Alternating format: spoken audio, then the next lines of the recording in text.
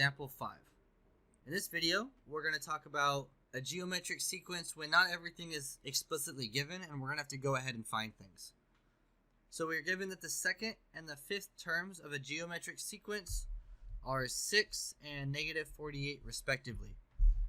So right away, I know that a sub 2 is equal to 6, and a sub 5 is equal to negative 48.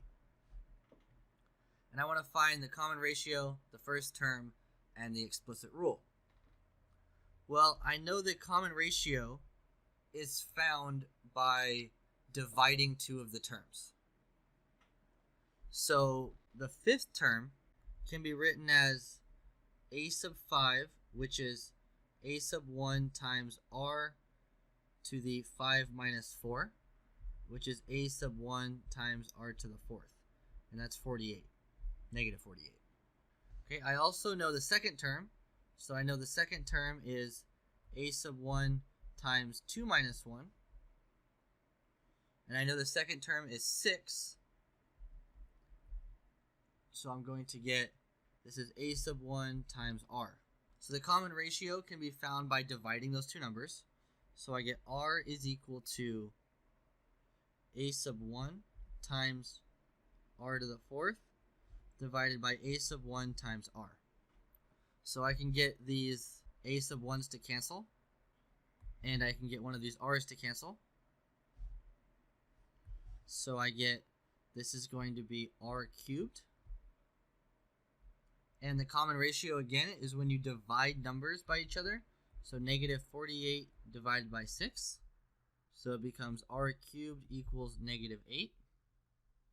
So then r is negative 2. For part B, it wants us to find the first term. Well, I know that the second term, a sub 2, can be written as a sub n minus 1 times r. That's using the recursive formula, and I know a sub 2 is 6, and this would be a sub 2 minus 1, and I know that r is negative 2. So I get 6 is equal to a sub 1 times negative 2, so I get negative 3 is equal to a sub 1. So my first term is negative 3. And then to find the explicit formula, or the explicit rule, I'm going to set it up as a sub n is equal to a sub 1 times r to the n minus 1. So a sub n is negative 3, negative 2 to the n minus 1.